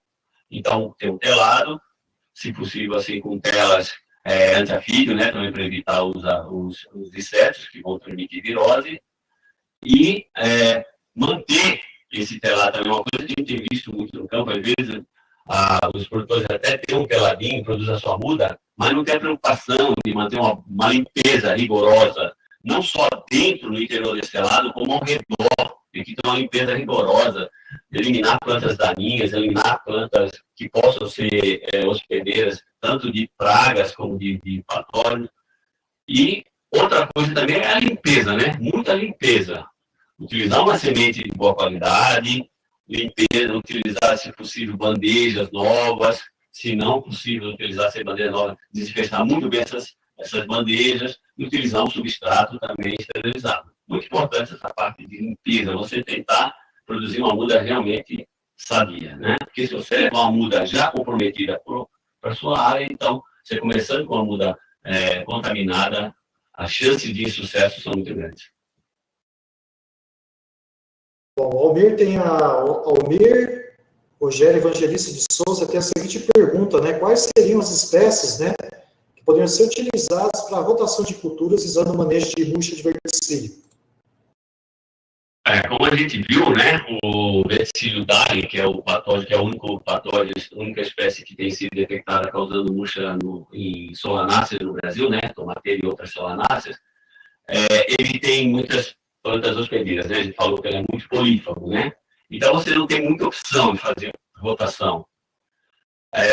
Por sorte, ele não ataca gramíneas, pelo menos não se tem um registro dele, a gente nunca viu causando problema em gramíneas. Então, de preferência, tentar utilizar gramíneas, como o milho, arroz, em locais mais frios, cereais de inverno, ou até fazer rotação com pastagem, né? Quando é possível, né? Evitar plantas de folha larga, né? Ou seja, plantas de cotiletones, né? A Débora também pergunta qual a melhor solução sanitizante para utilizar implementos e sapatos para evitar a dispersão de patógenos do solo. Melhor eu não sei, né? Eu acho que qualquer solução sanitizante é boa, né? Eu acho que o produtor tem que procurar uma que seja boa e barata, né? Geralmente se utiliza o hipoclorito de sódio, é o mais utilizado. Ele é bom, bem eficaz. Se você utilizar ele em uma proporção aí de 0,5%, já é bem eficaz. E tem que ele assim, tem um certo tempo para agir, né? Então tem que, no caso de máquinas de implementos, não tem como você ficar mergulhar na solução de hipoclorito, né? Então, primeiro, lavar bem, tentar tirar ao máximo as partículas de solo. E depois, se possível, claro, pulverizar uma solução sanitizante. É até importante mencionar, né, que a aplicação de hipoclorito, se a superfície estiver com resíduo, né, de solo, ela não funciona, ela não atua sobre o patógeno, tem que ser limpa primeiro, né? O solo pode, a bactéria ou outros produtos que estão ali no solo podem inativar o hipoclorito, né? Exatamente. Alexander, né, ele gostaria de saber se existe trabalho de incompatibilidade de tratamento químico com tratamento biológico. Até dei um exemplo, proximidona ou metalaxil. No solo, se elimina a tricoderma. Eu não tenho muito conhecimento disso. O metalaxil, ele é um produto, ele é um fungicida que é específico para homicetos, né? Ele tem pouco efeito sobre fungos, ou nenhum efeito, dependendo do grupo de fungo. Então, o metalaxil, com certeza, não vai ter efeito, ou vai ter quase nenhum. O metalaxil não tem problema. A proximidona, eu não saberia dizer se já tem trabalhos tentando utilizá-la juntamente com algum fungo, né, antagonista, no caso aí que ele falou, tricoderma, né? Eu não saberia dizer. Você sabe alguma coisa, Valdir? Depende muito, né? Normalmente as empresas que comercializam, elas fornecem essas informações, né? Então, o importante é verificar com a própria empresa que comercializa esses agentes de biocontrole. José Luiz Guimarães, ele pergunta quais variedades poderiam ser utilizadas para cultivo orgânico? Variedades de tomate, né? O José, né? Claro que no cultivo orgânico, além de tudo, você não pode utilizar controle químico, apesar que a gente viu que para a maioria dessas vezes o controle químico não é eficiente, né? Então, claro, quando possível, né, quando disponível, utilizar variedades resistentes, né? Para fusar e para verticílio, você tem, né? Para fusar, você tem disponibilidade de cultivares resistentes para as 3 raças. No caso do verticílio, você tem disponibilidade de resistência para a raça 1, né? Então, se possível, utilizar uma variedade resistente. Se não tiver jeito, então daí, se não der, se não for o caso da resistência genética, daí você vai ter que partir para aquelas outras, todas aquelas medidas que eu falei, com exceção do controle químico, né, que não é utilizado no manejo na cultivo orgânico, todas aquelas medidas também, elas podem ser utilizadas no cultivo orgânico. Rotação de cultura, primeiro, claro, utilizar mudas e sadias, né, rotação de cultura, se o patógeno já estiver presente, e as outras medidas, né.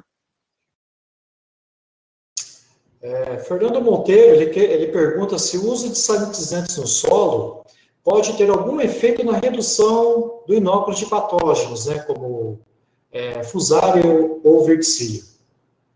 Como a gente já falou anteriormente, né, o solo, além da questão química do solo, né, também a questão biológica do solo, quando você aplica principalmente hipoclorito no solo, o hipoclorito, ele rapidamente ele é degradado, né, tanto pela combinação com outras substâncias químicas que estão no solo, como pelos micro-organismos que estão no solo. Então, não é muito eficiente, não. No geral, não é eficiente.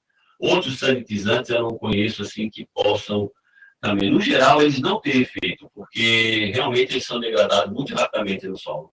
Então, não conheço nenhum caso que estejam utilizando esses sanitizantes diretamente no solo. Eles são utilizados mais para desinfestar máquinas, implementos, calçados e outras ferramentas que são utilizadas, né, na lavoura. O Eduardo Mizubuchi pergunta como se explica a rápida distribuição da raça 3 de Fusarium oxysporo forma especial de Copércio para diversas regiões do Brasil. Isso é devido a populações locais, transporte de sementes ou mudas? Boa pergunta, professor Eduardo. A gente acredita, né, que esse patógeno foi introduzido inicialmente no Brasil por semente contaminada, né, e foi introduzido inicialmente no Espírito Santo. Inclusive, na época, quando foi introduzido, nós estudamos alguns lotes de semente na época, de algumas cultivares, das principais cultivares que eram plantadas no Brasil, e a gente detectou o patógeno em algumas sementes. Detectou não só ele na semente, como também conseguiu provar a transmissão. A gente plantou essas sementes contaminadas e houve um certo percentual de transmissão. Então, no caso, longa distância, mesmo essa dispersão tão rápida, para longa distância, depois ali do Espírito Santo, houve dispersão, o segundo local que ele detectou foi no Rio de Janeiro. Ali, na Serra do Espírito Santo, a gente viu que houve um fenômeno também de, provavelmente, a introdução inicial via semente, e depois o patógeno começou a ser dispersado entre lavouras, pelas essas máquinas de implementos, né? A gente via muito pessoal reutiliza as bandejas, então leva a bandeja com muda para a lavoura, planta, né, aquela muda. Aquela bandeja é colocada em cima, sobre o solo. Às vezes, ali, partículas do solo se aderem a essa bandeja. Ela é levada de volta para o viveiro. Lá ela pode infectar novas mudas. Essas mudas podem também ser vendidas contaminadas. E, assim, a média distância, esse solo, essas mudas, elas fazem essa disseminação da doença. Mas a longa distância, a gente acredita que foi semente mesmo. Foi sendo disseminado por semente. O Brasil importa, na grande parte da semente, né, que planta de tomate no Brasil, até de outras hortaliças, e a gente acredita que a semente contaminada que fez essa dispersão rápida para locais tão distantes, né? Primeira detecção no Espírito Santo, e hoje já está lá no Ceará, já está aqui em Goiás e no Distrito Federal. Então, eu acho que a semente deve ter sido o principal veículo de dispersão desse patógeno. Bom, aí o Sérgio Mitsu, ele pergunta, mesmo que eu cultivar ter resistência a Fusarium raça 3, se tiver um coice de nematóides, a resistência não se perde? Até aproveitar, Sérgio, para se convidando aí para participar, né? Na próxima palestra. Palestra, né, do Jadir, né, sobre nematóides, no dia 23 aí de setembro. Aí, olha, Sérgio, assim, esse estudo a gente ainda não fez. Existem estudos antigos, com outras raças do patógeno, né? Geralmente, antigamente era com a raça 1 ou 2, que sugeriu a quebra da resistência pelo nematóide. Não se sabe se realmente havia uma quebra ou se apenas o nematóide é responsável por abrir porta de entrada para esses patógenos entrarem, né? Mas no caso do Fusarium raça 3, que a gente tem trabalhado mais intensamente nos últimos anos, a gente, quando faz a parte de seleção para resistência, a gente já faz o ferimento na raiz para ocorrer a infecção, para ter garantia da infecção. E, mesmo com esse ferimento na raiz, o material resistente, ele resiste ao patógeno, independente de coisa.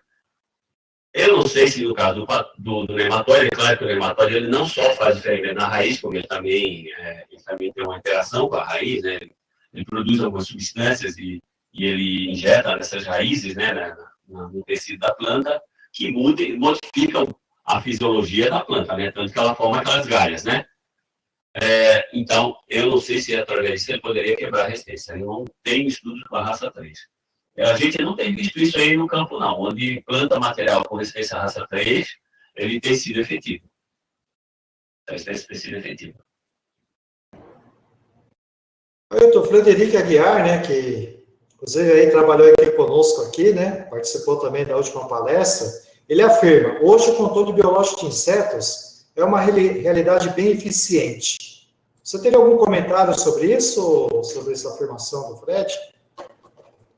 Para inseto não é bem a minha área, né? A gente sabe que sim, para inseto hoje está mais adiantado, né? Eu acho que os estudos começaram antes e também, assim, progrediram mais, né, rapidamente. Eu acho que talvez também pela questão, talvez seja um pouco mais fácil você fazer o controle de inseto, porque ele está ali sobre a planta, né? É mais fácil você aplicar o produto ali em quantidade, às vezes, né? Em grandes quantidades, né? Que possa atingir o inseto.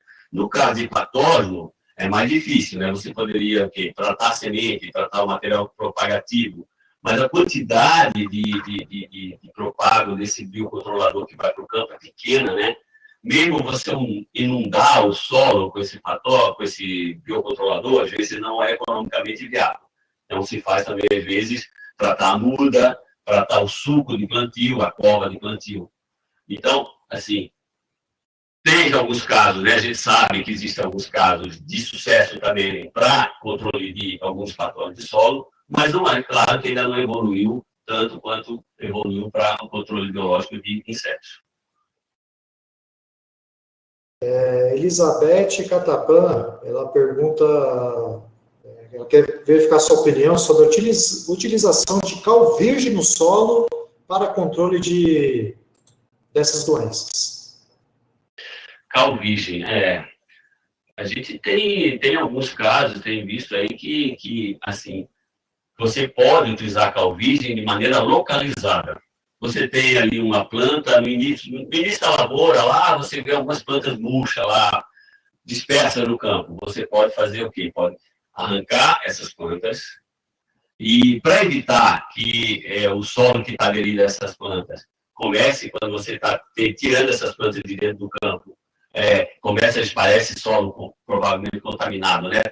Pela área, você pega, já logo arranca essas plantas, bota dentro de um saco plástico, um saco de lixo, esse saco que é usado para grãos, né? Desde que não seja furado, né? E retira essas plantas da área, né? Evitando espalhar solo nessa área. E, nesse caso, tem sido utilizado cal virgem, sim, nessas covas onde estavam essas plantas, para tentar matar ou diminuir a quantidade de inóculo de patógeno que ficou ali naquela área, naquela cova, e tentar evitar que ele disperse para as plantas vizinhas. Assim é que tem sido feito, assim é que eu tenho visto alguma coisa. Utilizar na área toda, eu não sei se é viável, eu não sei também se é ecologicamente aceitável, né? Porque a cal virgem vai queimar ali, vai ter um efeito químico ali que vai matar não só os organismos ruins, mas também muito organismo bom, né? Então, o que eu tenho visto mesmo é esse uso localizado da cal virgem. Inclusive o Sérgio, né, Mitsuri, também fez uma pergunta similar no caso do cal hidratado, né, também para ser eficiente para diminuir a sua disseminação, né. Acho que hidratado, acho que talvez tenha uma eficiência menor, né, porque no caso da cal virgem, ela é a capacidade dela de reação, né, com a água, com a umidade do solo, e com isso ele tem um efeito, né, químico, um efeito maior, né. A cal hidratada, ela já não tem mais essa reação, né? Eu não sei se o cálcio em si teria muito efeito. Em geral, que ele saiba, não tem muito efeito sobre os micro-organismos. O Francisco Antônio, ele parabeniza aí pela palestra, e aí ele pergunta se para a região do sul do Brasil, né, no caso aí Santa Catarina e Rio Grande do Sul, dentre esses patógenos, qual variedade ou híbrido é recomendado com foco tomate mesa? A região sul, como eu falei, a murcha de fusário, o fusário raça 3, até agora a gente não detectou, não quer dizer que não esteja presente. A gente não detectou o fusário raça 3 na região sul. Inclusive, a gente já recebeu muitas amostras do Rio Grande do Sul, de Santa Catarina, do Paraná, com suspeita de murcha de fusário, né, em material resistente à raça 1 e 2. Então, seria fusário raça 3, né, provavelmente se tivesse afetado por fusário. Mas nenhuma confirmou. A maioria delas, assim, tinha muitas que eram murcha bacteriana, na verdade era murcha bacteriana, chegava aqui e fazia teste no copo, dava que era murcha bacteriana, e mesmo tentava, às vezes, isolar o fusário, às vezes até isolava algum fusário, mas era tudo avirulento. Então, a murcha de fusário a gente não sabe ainda se tem no sul. A murcha de versilha é muito comum na região sul, muito comum na região de produção. Então, apesar de só haver material resistente à raça 1, é interessante o produtor utilizar material resistente à raça 1, né? Porque ainda existem isolados em raça 1 presentes na diferentes regiões do Brasil. Para os outros patógenos, a gente viu, né, que não tem material resistente, né? Então, se for detectado o fusário raça 3, a gente vai começar a recomendar material resistente à raça 3. E no caso de verticílio, tentar utilizar material resistente à raça 1.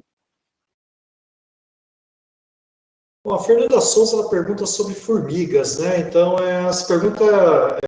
Fernanda, a gente convida você para assistir a palestra Manejo Integrado de Pragas de Tomateiro, né? Que será ministrada aí pelo entomologista Miguel Michereff, no dia 28 de setembro. Aí, no caso, provavelmente ele responderá todos os seus questionamentos, né? principalmente em relação à formiga, né? Jair Estevão, ele gostaria de saber se na opção de estufas em cultivos protegidos, né, sistema semi-hidropônico, essas patologias tendem a diminuir ou serem resistentes? Podia repetir aí como é que é o sistema que ele falou? Sistema o quê? Semi-hidropônico? Ele pergunta também em cultivo protegido, né, em substratos e sistema semi-hidropônico, né? Se esses problemas, né, reduzem ou são inexistentes.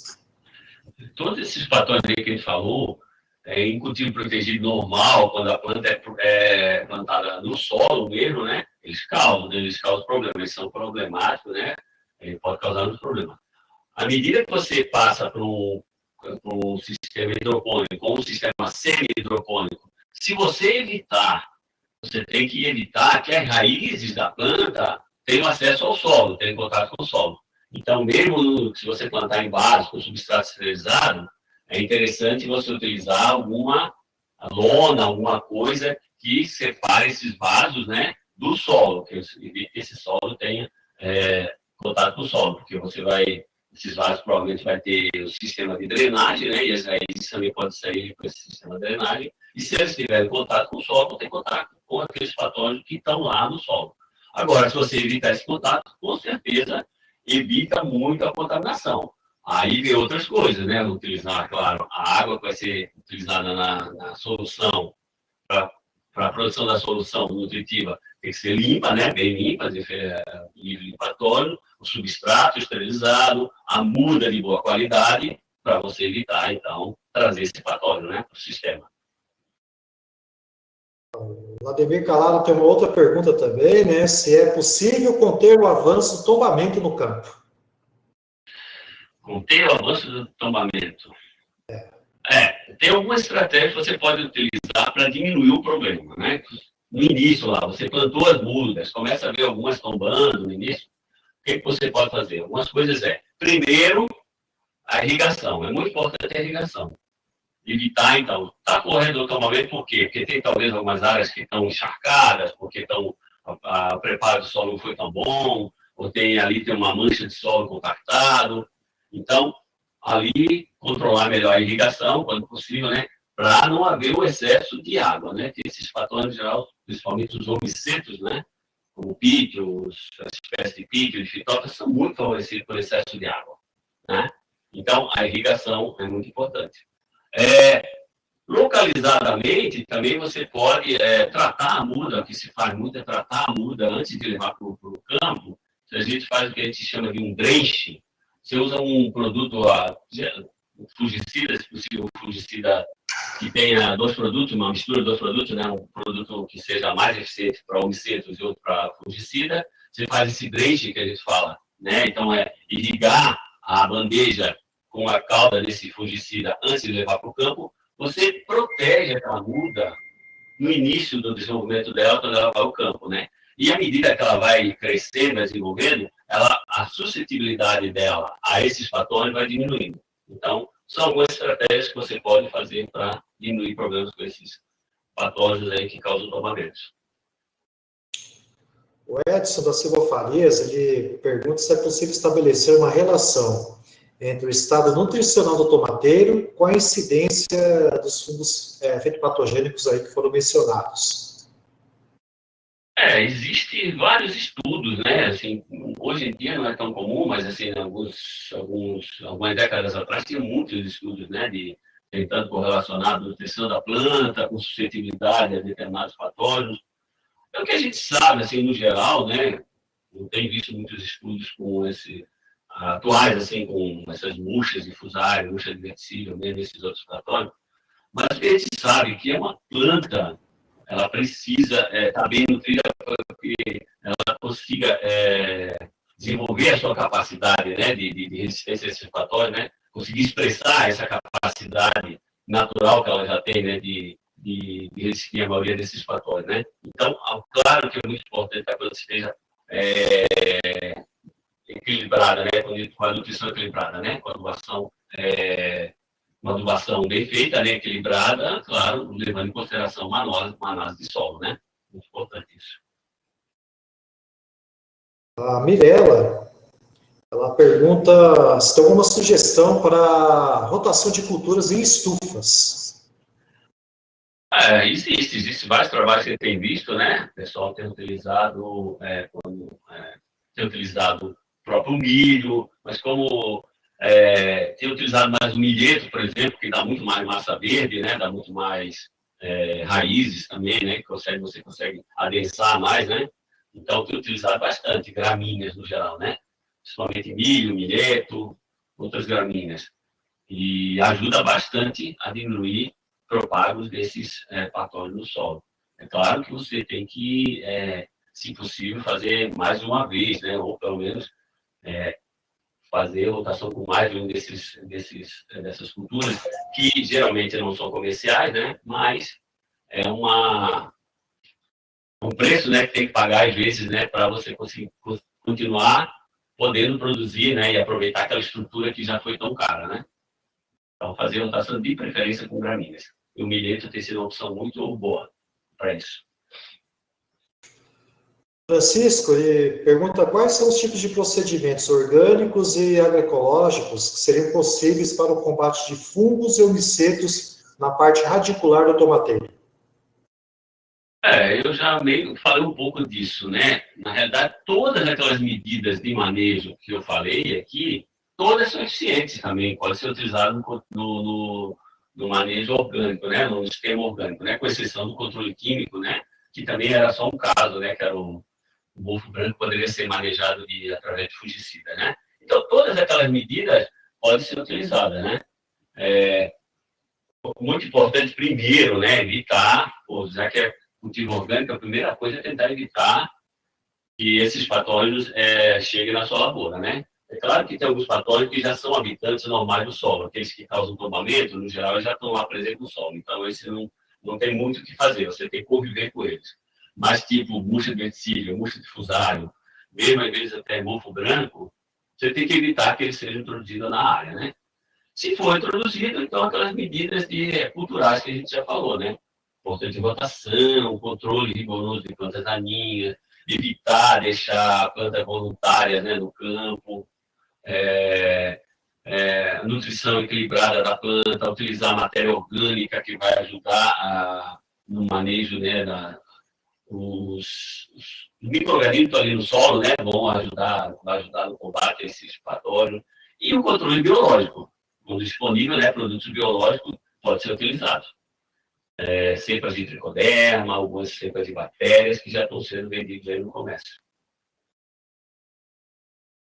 O Fred tem uma outra... Cultivar resistente, né? Eu acho que eu não falei, né? Cultivar resistente também no caso, né? Quando tem fusário para verticílio, né? Desculpa. Muito importante também cultivar resistente.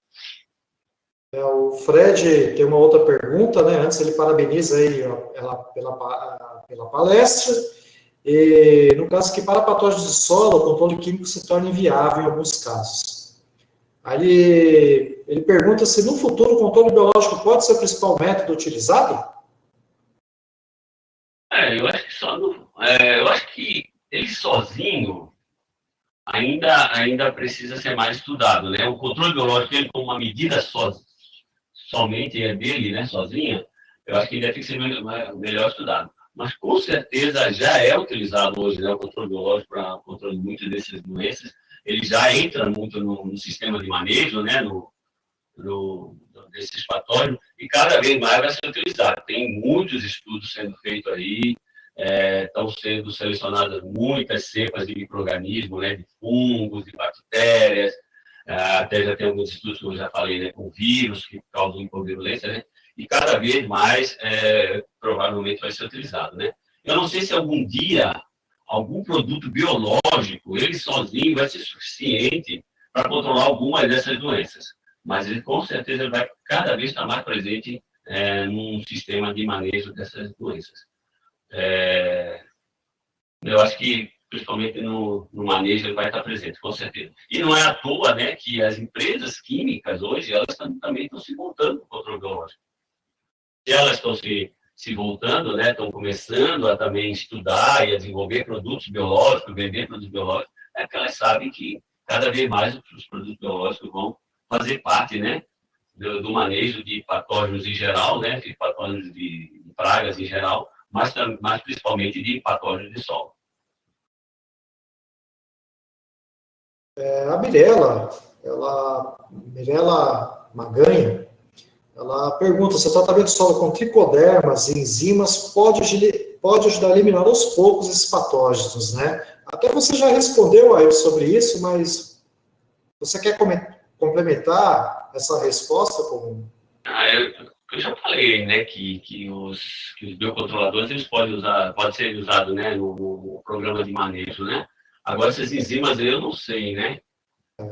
Eu só sei no caso da podridão branca da cebola, né, que eles usam alguns produtos lá, alicina, alguns produtos lá que ajudam a eliminar essas estruturas de resistência do patógeno no solo, né, porque elas vão induzir essas estruturas a germinarem, e como não vai ter o patógeno ali para infectar, eles não vão poder se reproduzir, né, e se multiplicar, então, com o tempo, tende a diminuir essas estruturas de resistência do patógeno no solo. Eu acho que também já existem alguns estudos para escleróide, de esclerotina também, mas acho que comercialmente eu não sei se já tem alguma coisa. A Érica Carvalho, da Emater, de Minas Gerais, ela tem uma pergunta, mas é associada com as viroses, né? Quais tratamentos de sementes são eficientes para o controle das viroses, né? Então, pelo que até a doutora Alice Nagata comentou, né, não há nenhum produto ainda disponível. E outra também que ela pergunta, né, tem alguma pesquisa com micro-organismos eficazes, né? Creio que seja aí para patógeno de solo. No caso das viroses, também, né, só voltando um pouquinho, a maioria das viroses, essas viroses importantes do tomate, elas não são transmitidas por semente, né? Tem o TOMB, né, que é o mosaico, né, do tomateiro, né? Esse é transmitido por semente, né?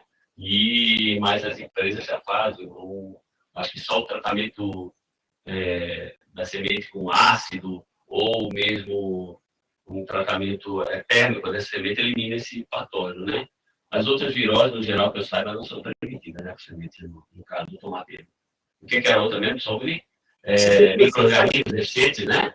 Isso, exatamente.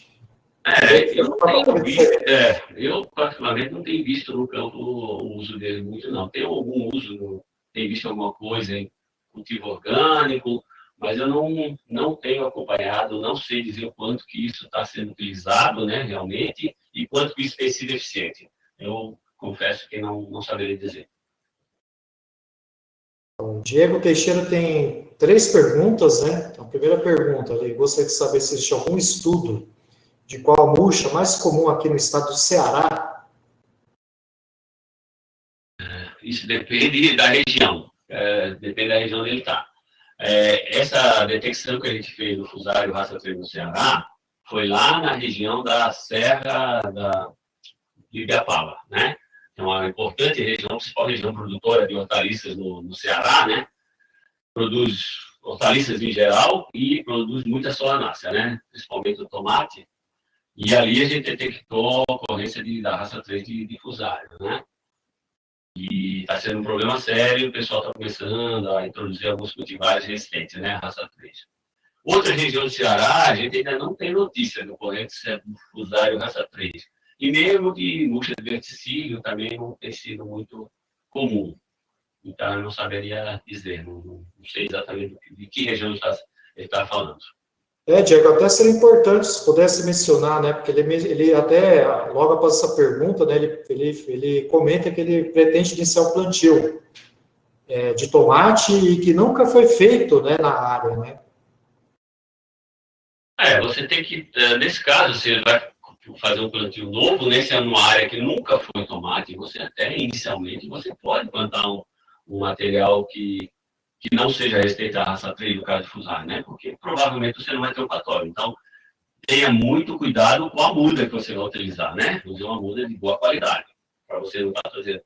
Provavelmente, você não vai ter problema com o fusário raça 3, inicialmente. Então, desde que você utilize uma muda de boa qualidade.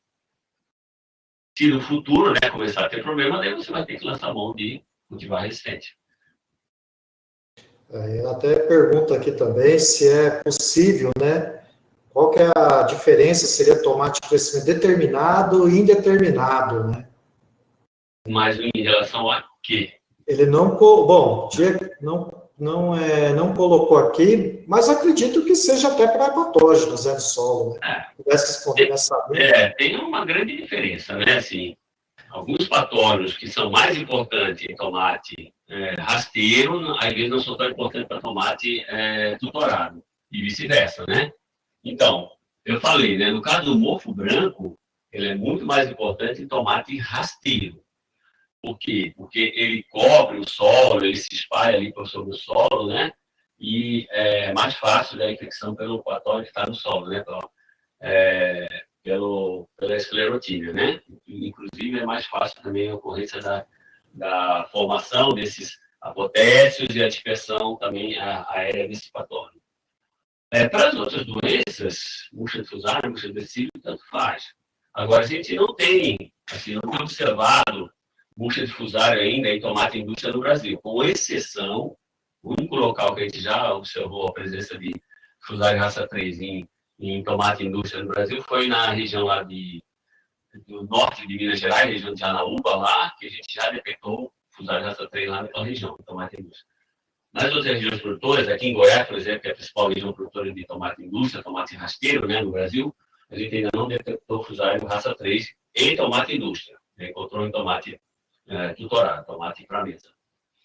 Então, assim, aquelas podridões de frutos também, elas são mais comuns em tomate, indústria também, tomate rasteiro, porque os frutos, eles geralmente ficam em contato com o solo, né? Mais fácil de ficar em contato com o solo. Então, também é mais comum de ocorrerem essas podridões de frutos por patógenos de solo. Bom, e o José Luiz, ele, no caso de produtos não autorizados aqui no Brasil, o que a Embrapa está fazendo? Existem trabalhos para viabilizar a autorização desses produtos aqui no Brasil? Essa é uma pergunta complicada. Produtos não autorizados, eu não sei exatamente o que é, né? Assim, a Embrapa não está trabalhando com produtos que não sejam autorizados, né? O que a Embrapa trabalha, às vezes ajuda as empresas químicas a testar novos produtos, né? Isso a Embrapa tem feito, né? Não só para tomate, como para outras culturas. Outra coisa que a Embrapa tem atuado bastante, assim, ajudado o Ministério nos últimos anos, é a questão dos minor crops, né? Que seria a extensão do uso de alguns produtos, no nosso caso, fungicidas, né?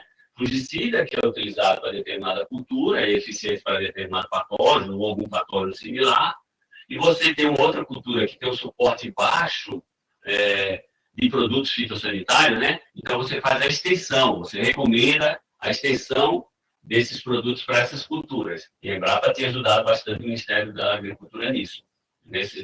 Então, nesses dois casos, né? No caso de ajudar a testar produtos novos e nessa parte do minor crops, a Embrapa tem atuado bastante nisso.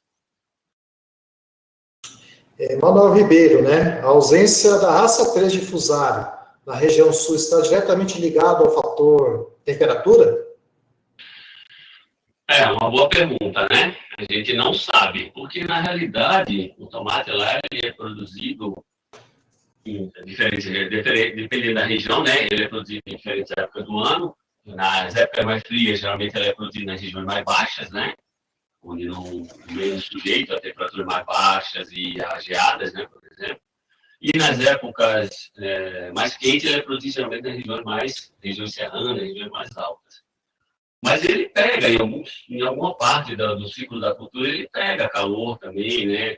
Temperaturas que são favoráveis à ocorrência da doença. Não se sabe ainda. Talvez não tenha sido introduzido ainda, por sorte, os produtores têm usado muda de qualidade, não foi introduzido ainda, ou talvez possa ser o caso também, não foi detectado, né? A gente não tem, assim... Ele não consegue cobrir o Brasil todo, visitar todas as áreas, né? E às vezes nem tem também, a gente conta muito com parceiros em determinadas regiões que mandam amostras para a gente, por isso a gente faz a detecção desses patógenos em novas regiões, né?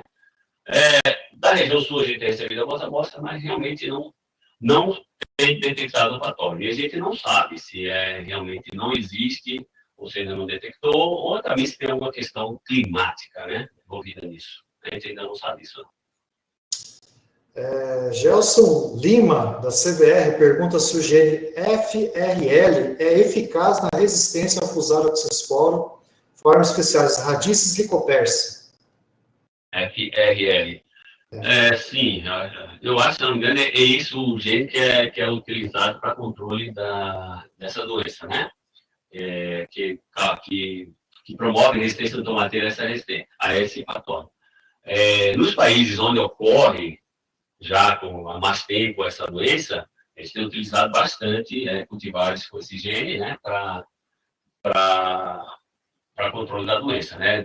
Provavelmente o doutor Boatê vai falar sobre isso na palestra dele, né? Aqui no Brasil tem alguns cultivares, como o Brasil importa muita semente de tomate, né? Muitos dos híbridos são plantados aqui no Brasil, eles são importados, né? Então, alguns desses híbridos eles já vêm com essa resistência também, com esse gene. Existem alguns cultivares. Mas como a doença não era importante, ainda mesmo agora a gente detectou o patógeno, mas ainda não está, assim, aparentemente, não está causando grandes problemas. A gente detectou em alguns lugares isolados, causando problemas localizados e só em alguma determinada época. E depois não tem aparecido mais. Assim. Então, a gente não sabe até que ponto ele está ocorrendo, está se estabelecendo nos solos do Brasil, né? E até que ponto que ele vai causar problema no futuro. Se realmente vier a causar mais problemas, a gente acredita que a hora que chegar, nós não detectamos também ele na região sul do Brasil ainda, a hora que chegar na região sul, a gente acredita que vai causar mais problema, aí, com certeza, o uso de material resistente com esse gene de resistência vai ser necessário. Bom, e a Amanda Botelho pergunta se Rhizoctona solani é um grande problema no tomate indústria em Goiás. Rhizoctona solani? Rhizoctona solani, ele é um problema, ele ocorre, mas ele é mais problema para podridão de fruto. Porque como o tomate indústria, né, como a gente já falou, ele tem um contato com o solo, né, ele é produzido em contato ou próximo ao solo, né, então tem mais problema com podridões de fruto, né, e ocorre bastante podridão com Rhizoctona. Mas ainda mesmo assim, pelo menos pela minha experiência, o que eu tenho visto, não é o principal patógeno que está causando podridão de fruto em tomate indústria, no Brasil, pelo menos, né, aqui na região do Goiás. O que a gente tem visto mais é a Phytophthora nicotiana. Essa tem sido muito mais comum. E tem anos assim que a chuva se estende um pouco mais, ou que ela chega mais cedo, né? Então, quando chove ou quando o pessoal irriga demais, né, em determinada época do ano, a gente tem visto alguns problemas com podridão de fruto, mas principalmente com Phytophthora nicotiana. Bom, tudo bem, então. Vamos, então, aqui, acho que tentar responder mais duas perguntas, né? Então, se os participantes houverem outras perguntas, aí depois de terminar aqui o evento, né, pode ser encaminhadas aqui para a gente, né, por e-mail. Então, Pedro Vitor, ele pergunta se além de se outras espécies de infusário, né, que foram mencionadas aqui, poderiam causar doença em tomateira. Como a gente falou já, né, além da mosca de fusário, que a gente já falou, tem também aquela podridão de raiz e de colo por fusário, que é a mesma espécie, né? A espécie é a mesma, Fusarium oxysporo, né? Só que são variantes diferentes, né? Que tem a capacidade de patologicidade diferente, né? Então, tem a forma especial de Lycoperse, causa murcha vascular. Forma especial Radices lycoperse, causa podridão de raiz, podridão de colo. Então, tem esses dois, né? E tem assim, na literatura, alguma coisa falando sobre algumas espécies do complexo Solani, que pode causar tombamento de muda e mesmo podridão de raiz. Mas eu não tenho visto com muita frequência isso no Brasil, não. O que é mais comum mesmo, tem sido Fusarium lycoperse, né? Fusarium oxysporo, forma especial lycoperse, causando murcha vascular. Ele até pergunta também se os fungicidas sistêmicos, né, ele pode evitar a disseminação das raízes pela parte aérea, né, no caso, quando aplicado via doente.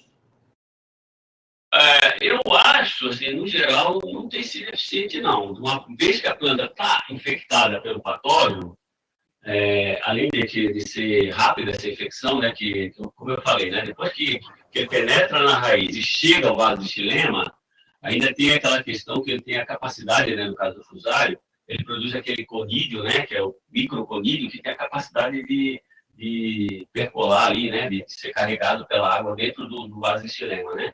Então, rapidamente ele alcança a parte aérea também, a parte aérea não, né, o sistema vascular, mas na parte alta da planta, né?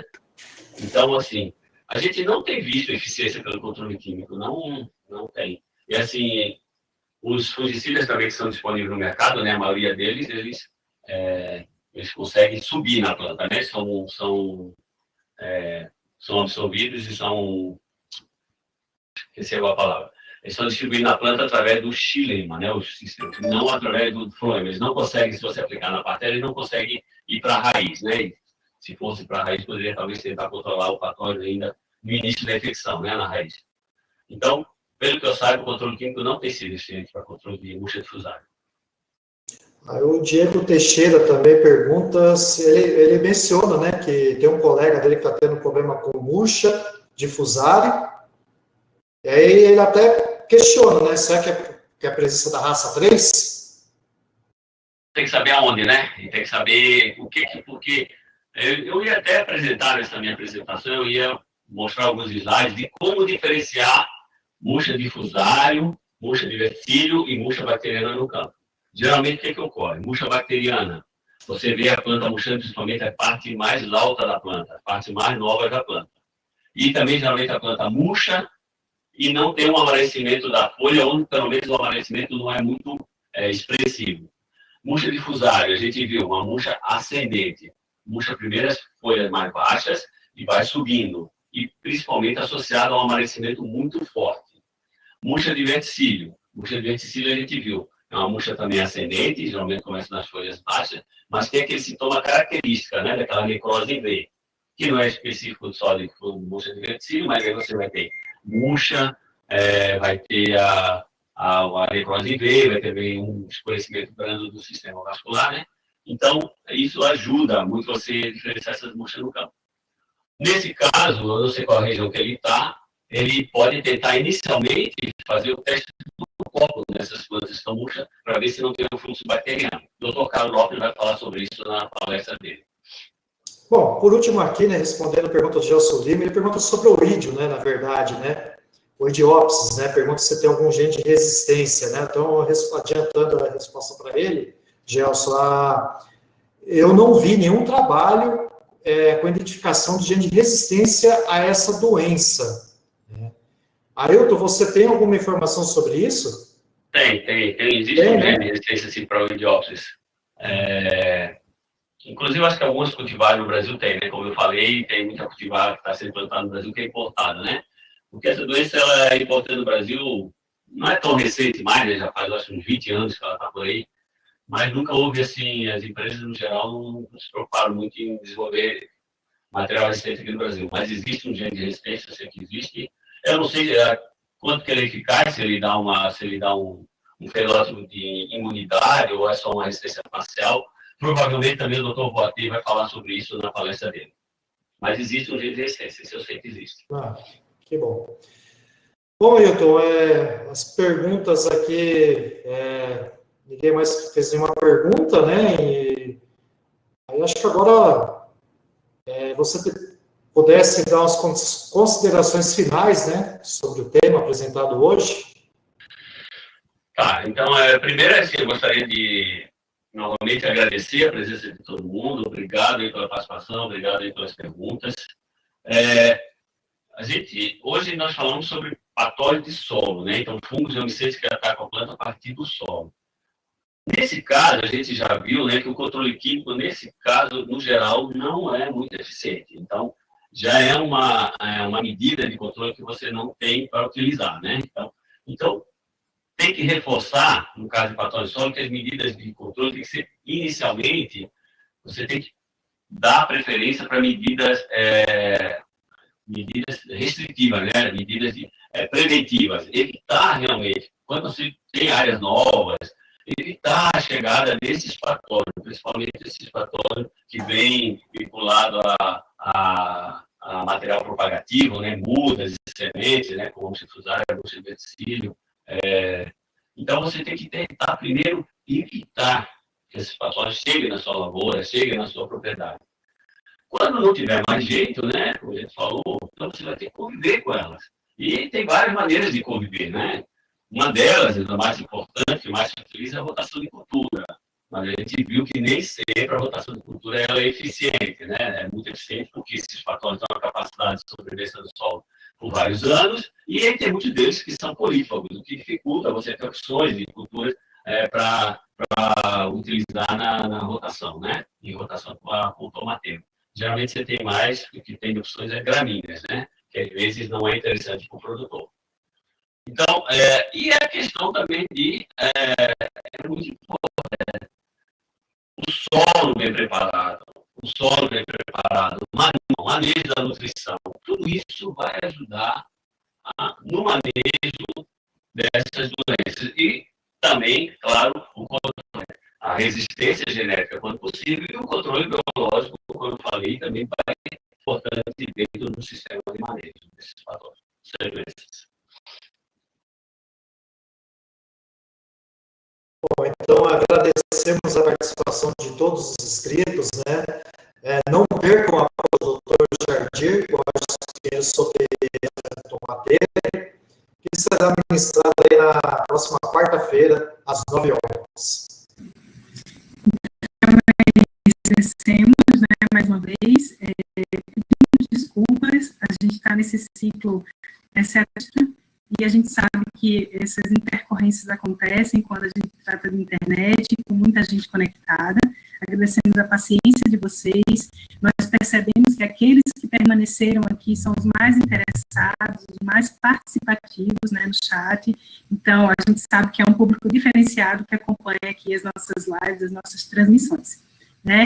E pegando aí o que o Dr. Ailton falou, esse ciclo ele foi pensado para que pudesse cobrir toda essa questão da fitossanidade do tomateiro. Então, a gente tem ainda pela frente outras 5 palestras, né, que vai ter a próxima agora na quarta, com nematóides, mas a gente também ainda vai tratar de manejo integrado de pragas, bacteriose vasculares, bacteriose foliares e resistência genética.